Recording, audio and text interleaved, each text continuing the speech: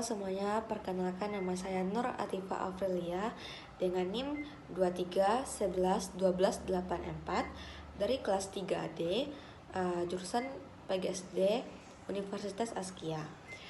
Baiklah, di sini saya akan membuat tugas video mengenai materi pelajaran keterampilan bahasa Indonesia dengan judul materi yaitu menyimak. Dosen pengampu yaitu Bu Sri Afani MPD. Selamat menyaksikan. Baiklah, di sini kita akan membahas materi menyimak dari mana mulai dari pengertiannya, tujuannya, jenis-jenis dari menyimak, tahap-tahap menyimak, ciri-ciri penyimak yang baik, faktor keberhasilan dari menyimak, serta strategi menyimak yang baik untuk anak SD beserta contohnya. Saksikan ya guys. Baik, yang pertama itu adalah tentang pengertian menyimak. Nah, sepertinya apa sih yang dimaksud dengan menyimak itu kan?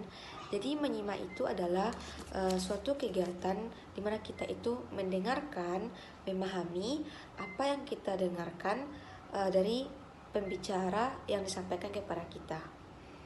Selanjutnya, apa sih tujuan-tujuan dari menyimak?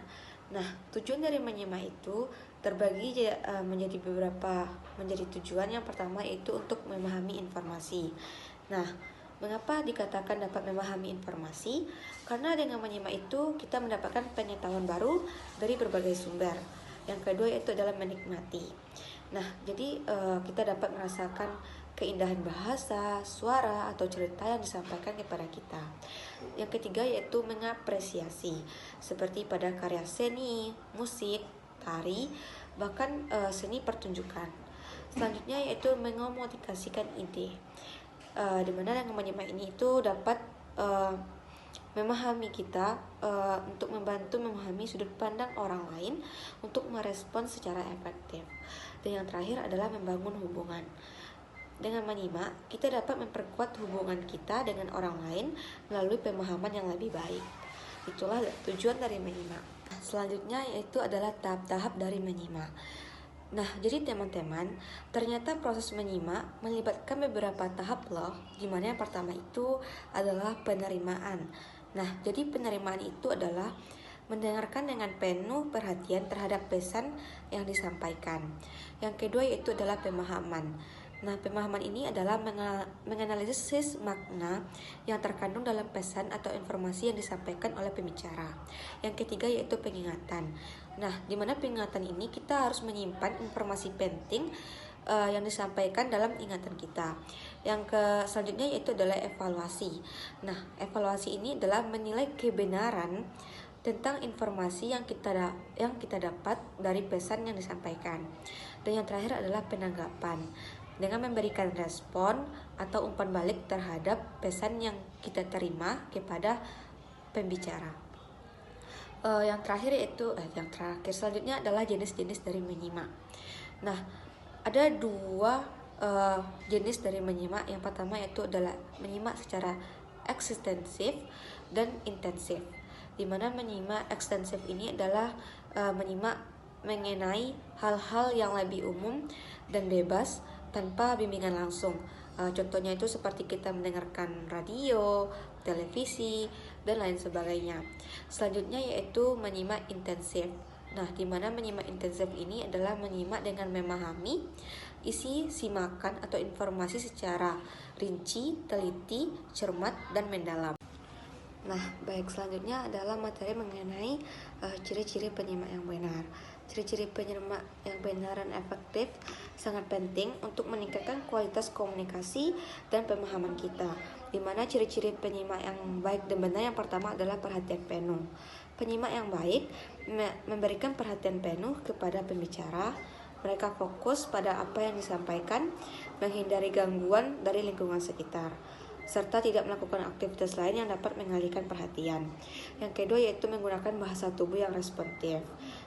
Nah, di mana penyimak yang efektif menunjukkan minat dan keterlibatan melalui bahasa tubuh, seperti mengangguk, mempertahankan kontak mata, dan menghindari posisi tubuh yang tertutup. Dan yang ketiga yaitu mendengarkan secara efektif. Nah, penyimak yang baik tidak hanya mendengarkan kata-kata yang diucapkan, tetapi juga berusaha memahami makna di balik kata-kata tersebut, atau berusaha memahami makna yang disampaikan dari pembicara. Yang selanjutnya yaitu mengajukan pertanyaan. Nah, penyimak yang efektif seringkali mengajukan pertanyaan setelah mengetahui apa yang pembicara sampaikan. Dan yang terakhir adalah memberikan umpan balik. Penyimak yang baik memberikan umpan balik yang konstruktif setelah mendengarkan. Umpan balik ini itu dapat berupa komentar, saran, atau refleksi apa saja yang telah didengar. Selanjutnya yaitu mampu menyimpan informasi. Nah, jadi penyimak yang baik itu mampu menyimpan informasi, seperti ketika pembicara menyampaikan apa yang disampaikan, dia mampu menyimpan informasi yang disampaikannya. Seperti ketika pembicara menanyakan apa yang telah disampaikan, dia mengerti dan paham dan bisa menjawab apa yang pembicara tanyakan. Selanjutnya yaitu adalah faktor-faktor penentu dari keberhasilan menyimak, di mana faktor pertama adalah faktor dari kondisi lingkungan. Nah, kondisi lingkungan ini itu sangat mendukung dari proses menyimak, karena seperti kalau kita berada di lingkungan yang penuh dengan kebisingan, itu akan membuat daya menyimak kita itu sangat berkurang, karena kita akan tidak konsentrasi dengan apa yang kita dengarkan. Namun sebaliknya, jika kita berada di kondisi lingkungan yang kondusif, itu mungkin kita dapat memahami materi dengan baik, karena di sana kita mendapatkan ketenangan. Yang kedua yaitu perhatian dan konsentrasi. Kemampuan penyimak untuk memberikan perhatian dan penuh konsentrasi pada pembicara sangat penting. Seperti gangguan dan pikiran itu menjadi salah satu faktor yang dapat menghambat daya dari menyimak kita. Selanjutnya yaitu keterampilan komunikasi pembicara. Seperti cara pembicara menyampaikan materi itu juga sangat mempengaruhi, seperti intonasinya, kejelasannya, gaya bahasa, dan gaya bahasa. Baik, yang terakhir kita akan masuk ke materi tentang strategi menyimak untuk anak SD beserta contohnya. Nah, jadi ada beberapa strategi menyimak yang baik dilakukan kepada anak SD, di mana yang pertama adalah menyimak ucap ulang. Nah, di mana menyimak ucap ulang ini, strategi yang dapat kita gunakan adalah melibatkan pengulangan kembali apa yang didengar dengan kata-kata sendiri. Maksudnya, siswa itu diminta untuk mengulang kembali apa yang telah disampaikan oleh guru. Contohnya seperti guru menyampaikan cerita tentang sang kancil. Nah, nanti peserta didik disuruh untuk mengulang kembali seperti siapa-siapa saja tokoh-tokoh yang terlibat dalam cerita tersebut. Yang kedua yaitu mengidentifikasi kata kunci, di mana caranya yaitu mencari kata kunci yang penting dan dapat membantu memahami inti pesan. Kata kunci itu seperti biasanya itu kata benda, kata kerja, dan lain sebagainya. Contohnya seperti anak mendengarkan cerita tentang seorang putri yang ingin menjelajah dunia. Nah, kata kuncinya seperti putri, menjelajahi, dunia, pertualangan. Yang ketiga yaitu merangkum. Nah, di mana strategi merangkum ini yaitu menyatukan informasi penting dari pesan yang didengar menjadi ringkasan yang singkat. Contohnya seperti anak mendengarkan cerita tentang seorang anak yang membantu ibunya di pasar. Nah, maka anak tersebut kita suruh untuk merangkum cerita dengan kalimat seorang anak membantu ibunya berjualan di pasar dan belajar tentang bekerja keras. Selanjutnya yaitu strategi yang dapat kita gunakan adalah dengan menjawab pertanyaan.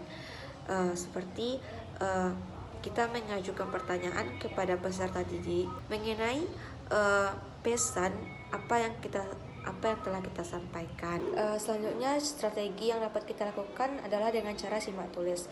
Nah, di mana simak tulis ini itu adalah cara mencatat poin-poin penting tentang apa yang kita dapatkan dari pembicara. Contohnya kalau pada anak SD, ketika anak mendengarkan penjelasan guru, misalnya seperti tentang sistem tata surya, maka mereka disuruh seperti mencatat poin-poin penting seperti matahari itu adalah bintang, bumi adalah planet ketiga dari matahari, dan ada 8 planet tata surya di dunia ini. Selanjutnya yaitu mengenai simak terka. Nah, di mana simak terka ini adalah menebak atau memprediksi apa yang akan dikatakan selanjutnya berdasarkan informasi yang telah didengar.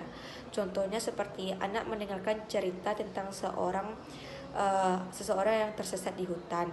Lalu anak menebak bahwa seseorang tersesat tersebut akan bertemu dengan hewan hutan dan tidak menemukan jalan pulang. Yang selanjutnya yaitu adalah simak kerjakan. Nah, dimana simak kerjakan ini adalah melakukan aktivitas tertentu yang berkaitan dengan informasi yang didengar. Contohnya seperti anak mendengarkan instruksi untuk membuat kerajinan tangan, maka anak-anak tersebut akan mengikuti instruksi yang kita berikan. Selanjutnya dan yang terakhir adalah dengan cara bisik berantai, di mana strategi ini melibatkan beberapa orang yang duduk berkelompok, di mana orang pertama mendengarkan pesan, lalu orang kedua melanjutkan pesan dari orang pertama, kemudian seterusnya sampai orang terakhir akan membacakan hasil dari pesan-pesan yang dia dapatkan dari orang-orang sebelumnya. Baik, mungkin hanya sekian materi yang dapat saya sampaikan. Mohon maaf jika ada kesalahan dan kekurangan kata. Karena yang sempurna adalah milik Allah Subhanahu wa taala. Saya tutupi dengan membaca Assalamualaikum warahmatullahi wabarakatuh.